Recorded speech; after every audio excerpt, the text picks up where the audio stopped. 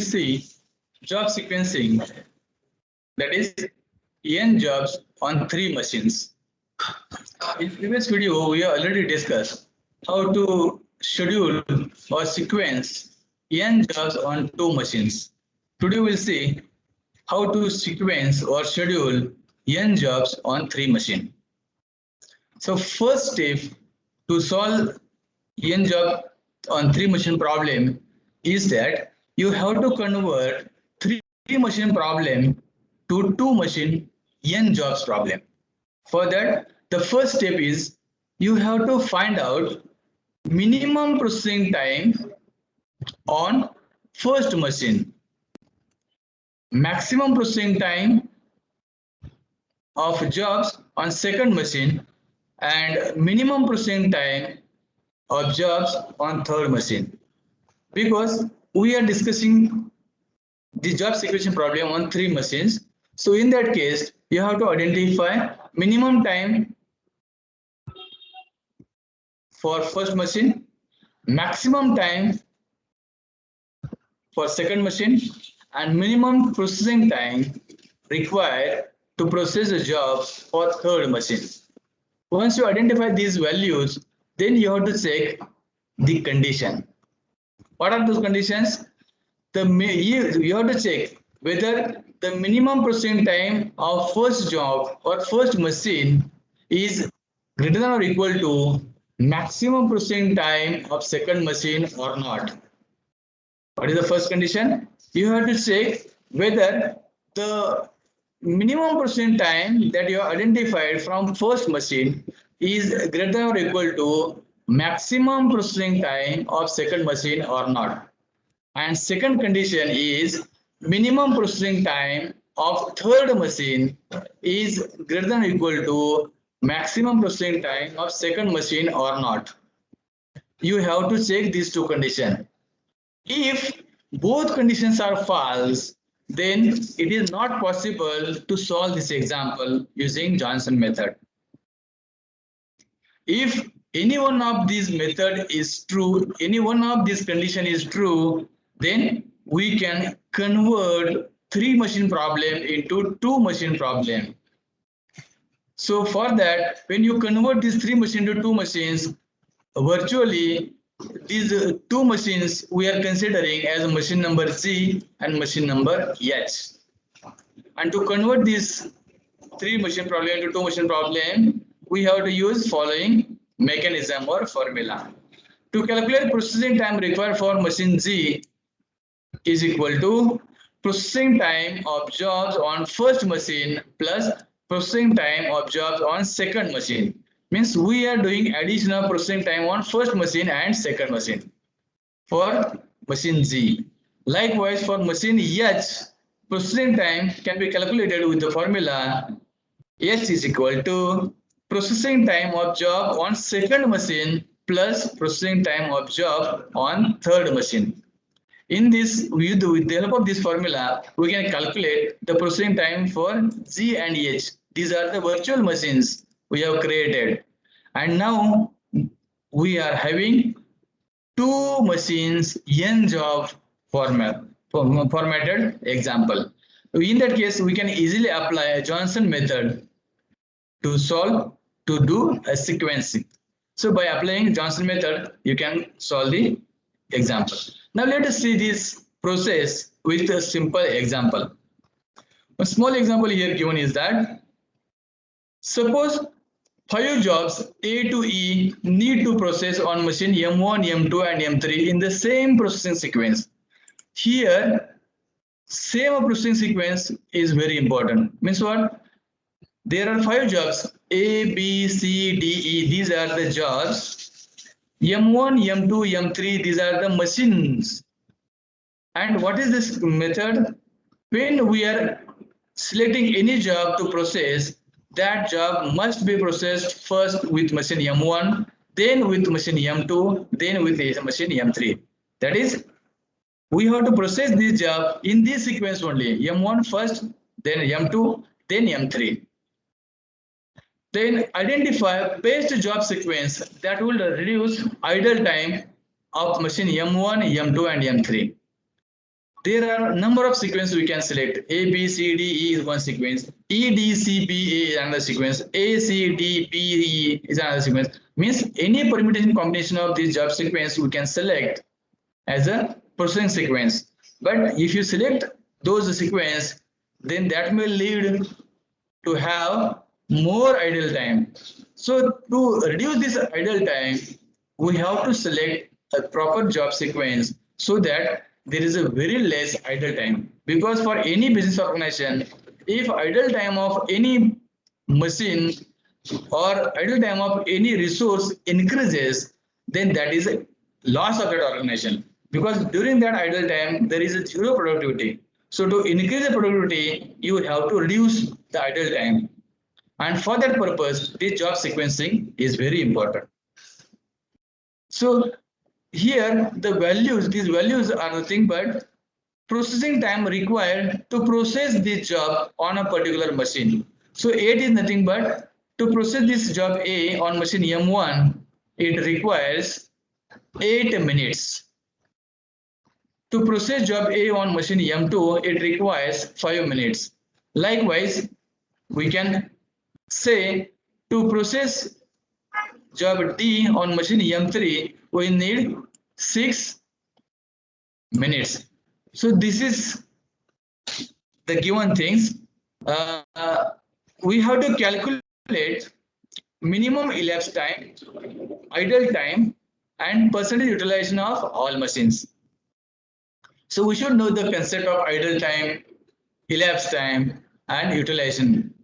So elapsed time is nothing but when you assign first job to machine and complete all the jobs, then the time interval between beginning of first job and completion of last job is called as elapsed time. Elapsed time is the time interval between first jobs to the last job. The second one, idle time, is the time in which the machine is idle. By considering the idle time, we can identify how much percentage the machine is utilized or how much percentage the machine is underutilized. So we'll solve this example. So to convert this 3 machine problem into 2 machine, we have to identify these 3 things. To convert 3 machine problem into 2 machine problem, we have to calculate minimum processing time of jobs on machine M1, maximum processing time of jobs on machine M2, and minimum processing time of jobs on machine M3. So from the given data, we can identify for machine M1, which is minimum value 6. So minimum processing time is 6. For machine M2, maximum processing time is 6 minutes. And for machine M3, minimum processing time is 4 minutes. So we have calculated this minimum maximum times for machine M1, M2 and M3. Now just we have to put up these values in a formula to check whether it is possible to calculate or do sequencing using Johnson method or not. And the formula, we have to check minimum time required for machine M1 is greater than maximum percent time required for machine M2 or not. And other formula you have to check minimum time required for machine M3 is greater than or equal to maximum time required for machine M2 or not. Just put the values of minimum M1. Minimum M1 is 6 and maximum M2 is 6. Here 6 is greater than or equal to 6. This condition is true. In this case, minimum of M3 is 4 and maximum of M2 is 6. 4 is greater than or equal to 6? No. So this condition is false condition, but this condition is true condition. And as we know that any one condition is true, then we can easily convert the 3 jobs or 3 machines problem into 2 machines problem. So we can convert 3 machines problem into 2 machines problem. So for that, what is the rule to do that? In an example, they have given the jobs A, B, C, D, E. Now, to convert 3 machines into 2 machines, we have to consider 2 virtual machines G and H. the processing time required to calculate processing time for machine Z can be calculated with the formula processing time required for machine M1 plus processing time required for machine M2 for a particular job. So in that case, if you want to calculate processing time for machine A on machine Z, then it will be addition of M1 and M2. So we can we know we have given the processing time for machine M1 and M2. So here processing time for job A on machine M1 is 8. Processing time for job B on machine M2 is 5. So if you do addition of 8 plus 5, that is 13. Likewise, for machine H, processing time be calculated by formula M2 plus M3. For job A, value of M2 is 5. For job A, value of M3 is 4. So 5 plus 4 is 9. So in this fashion, you can calculate the processing times for job B, C, D, E for machine Z as well as H.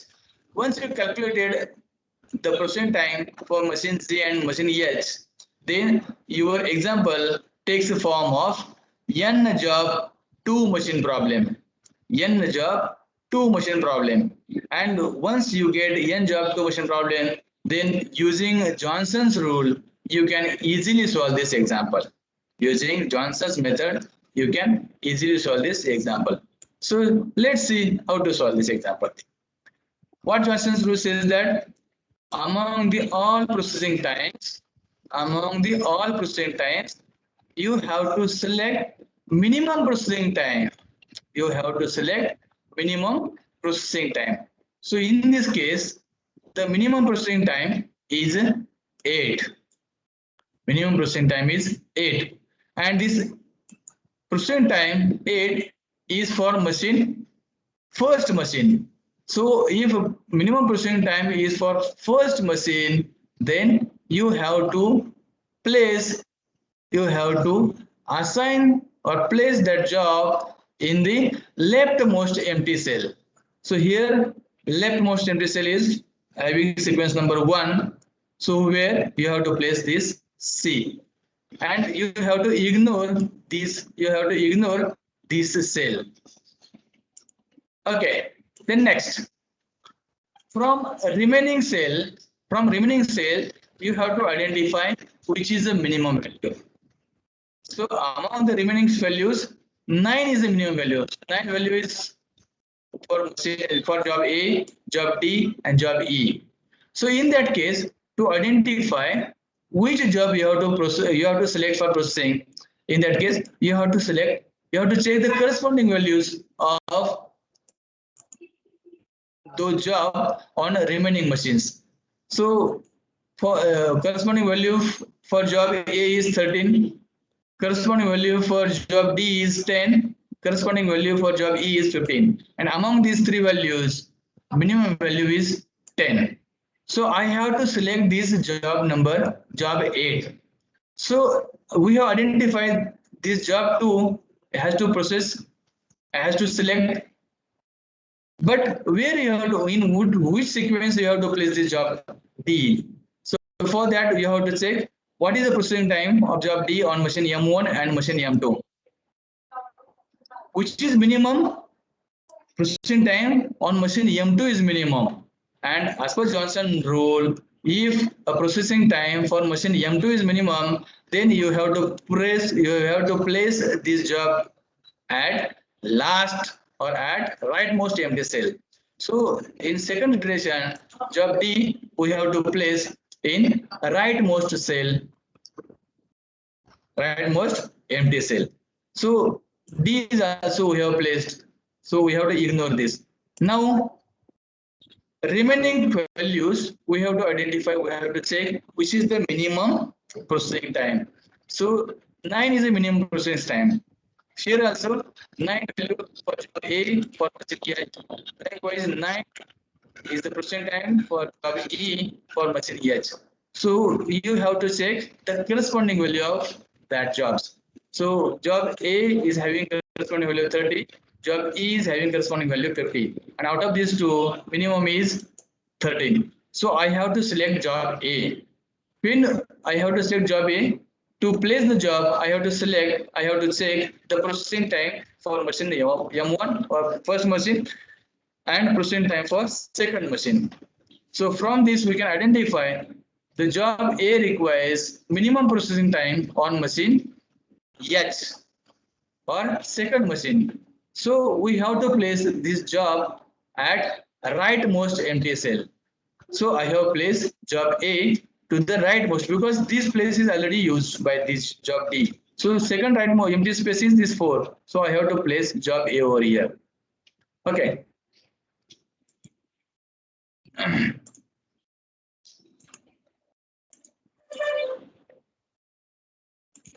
Now the remaining from the remaining values we have to check which is the minimum value. 16, 15, 15, 9. So 9 is the minimum. So job E I have to select. Job E I have to select. But where I have to place this E? To select the placement of job E, I have to check processing time for first machine, processing time for second machine. So here also the processing time for second machine is minimum. So job E I have to place to the rightmost empty cell. So rightmost empty cell is 3. So in fourth iteration I have to write job E here. So here I have completed this job E also. So now the remains only one job remained, and that job you have to place in empty cell. The only one cell is empty, so job B will be a second job.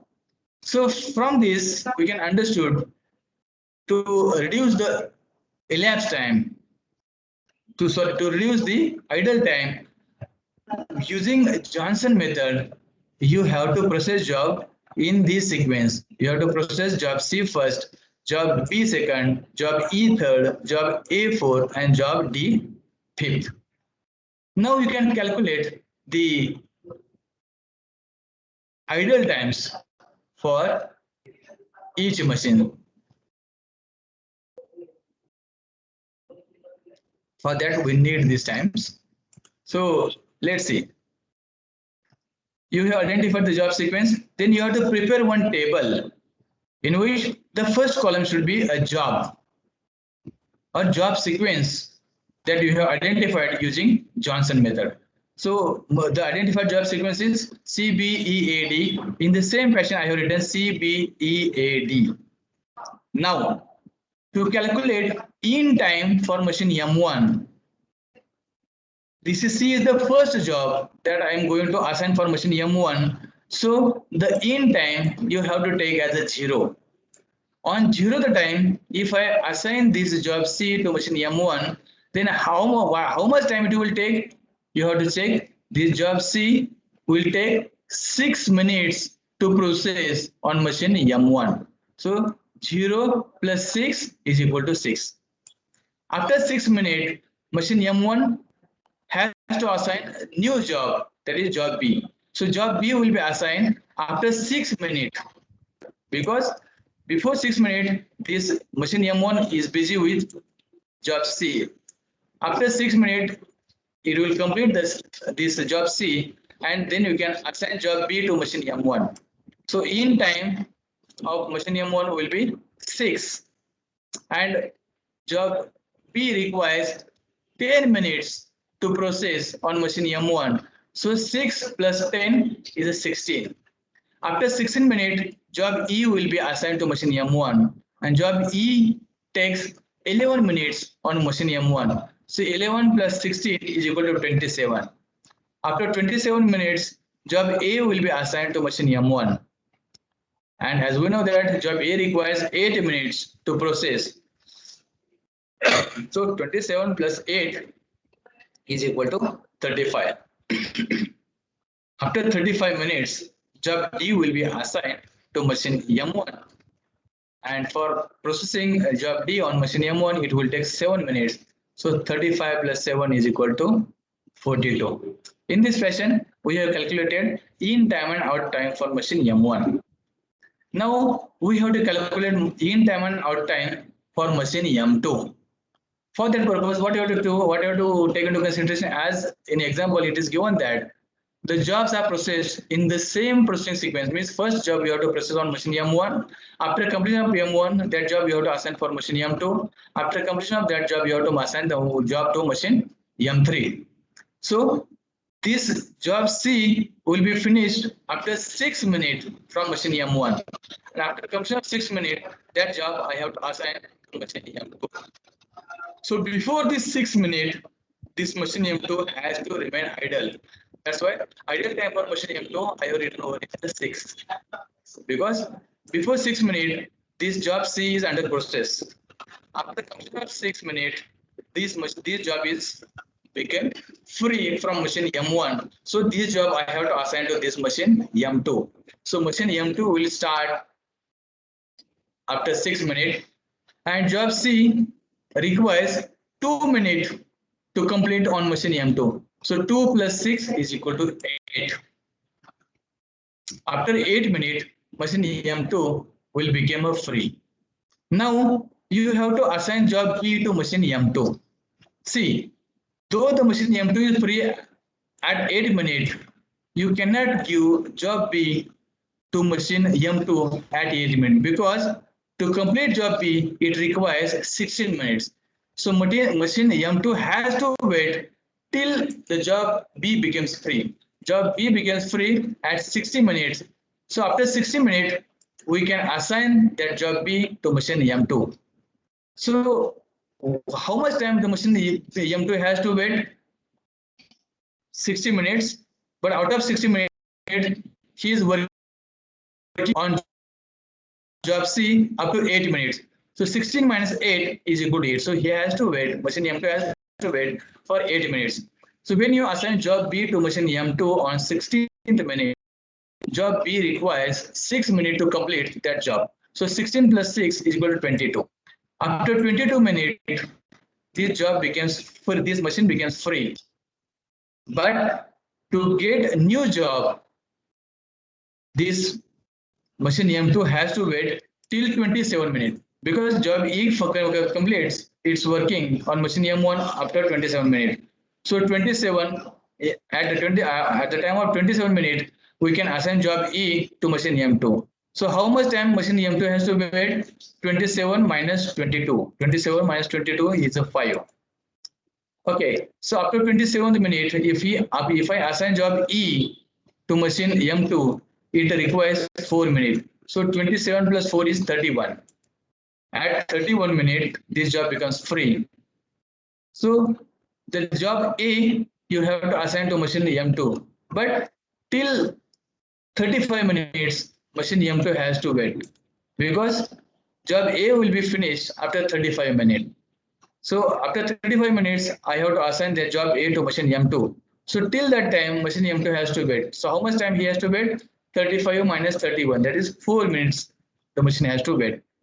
When job A is assigned to machine M2 on 35 minutes, then machine M2 requires 5 minutes to process job A.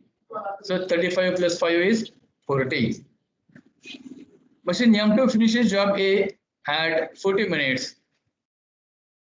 But the next job D, gets free after 42 minutes. So till 42 minutes, the machine has to wait. So what is the difference? What is the waiting time? 42 minus 40 is 2 minutes. After 42 minutes, when job D is assigned to machine M2, it requires 3 minutes to process. So 42 plus 3 is equal to 45. After 45 minutes, this machine will become free. Likewise, you can calculate in time and out time for machine M3. Means what? This job C will be assigned to machine M3 after 8 minutes, because this M2 becomes free after 8 time. And means when job C is processed on M2, then you have to assign that job C to machine M3. So after 8 minutes, job C you have to assign for machine M3. And when machine M3 is assigned with job C, it requires 8 minutes to complete. So 8 plus 8 is 16. So waiting time or idle time for machine M3 is till 8 minutes. This machine has to wait. So idle time is 8. Likewise, the machine M3 is free after 16 minutes, but job B will be finished on machine M2 on 22 minutes. After 22 minutes, this job can be assigned to machine M3. So in time of machine M3 is 22. So machine M3 has to wait till 22 minutes. So the difference between 22 minus 16 is nothing but 6 minutes is idle time. Likewise, you can calculate idle time as well as in time and out time for job E, A, and D. When you calculate all these processing times, from this you can identify what is the elapsed time. Elapsed time means what? When you assign first job to first machine and when you get last job finished, the interval between all the times are called as elapsed time. So to complete all job, 51 minutes required to complete all job on all machines. So this is 51 is the elapsed time to complete all job. Then idle time for machine M1. To complete all job, how much time the machine 1 was idle? As we know that machine 1 completes all tasks after 42 minutes, but to finish all activity, it requires 51 minutes. So idle time for machine M1 can be calculated with formula total processing time. That is total processing time is nothing but total elapsed time we can say elapsed. Total elapsed time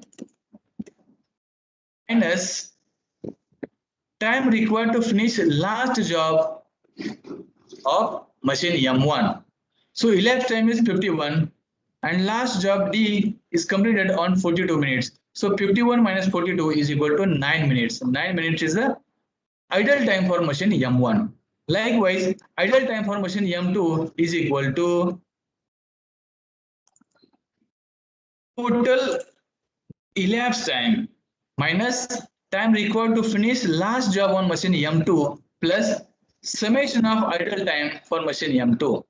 So total elapsed time is 51. Total time required to finish job on machine M2, that is 45, and addition of all those idle times. So 51 minus 45 plus 6 plus 8 plus 5 plus 4 plus 2. These are nothing but idle time for machine M2. If you solve this expression, you will get 31 minutes is the idle time for machine M2 to process all the job. Likewise, the third one, idle time for machine M3 is equal to summation of idle time. Just you have to do the addition of all the idle times. You will get the idle time for machine M3. That is 19 minutes. Now the next point, that is percentage utilization of machine M1. How much the percentage the machine M1 is utilized or underutilized, we can see underutilized. To calculate that, formula is elapsed time minus idle time for machine M1 divided by elapsed time. So elapsed time is 51. Idle time for machine M1 is 9. Sorry, idle time for machine M1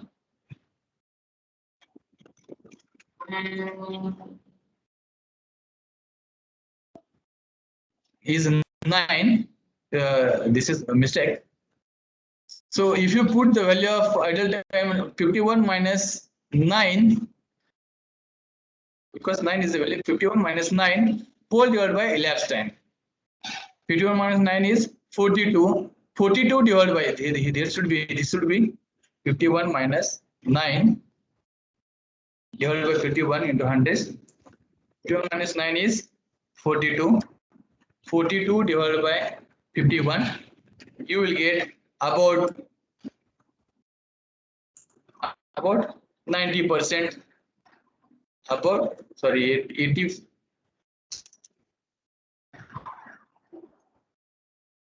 About 84%, we can say this machine M1 we have utilized. So to calculate utilization, what is the formula? Elapsed time minus idle time divided by elapsed time. So elapsed time is 51. For machine M1, the idle time is 9. So 51 minus 9 divided by 51, you will get about 84% machine M1 we have utilized. Likewise, you can calculate percent utilization for machine M2. In M2, we have to take this idle time, 51 minus 31 divided by 51. And for machine M3, you can calculate idle time by taking into consideration idle time as a 19. 51 minus 19 divided by 51, you will get idle time for machine M3. In this fashion, you can calculate idle time for machine M1, M2, and M3. So that is about how to solve n job on 3 machines. We will stop here, and in next lecture we will see how to solve n job on m machine problem. Thank you.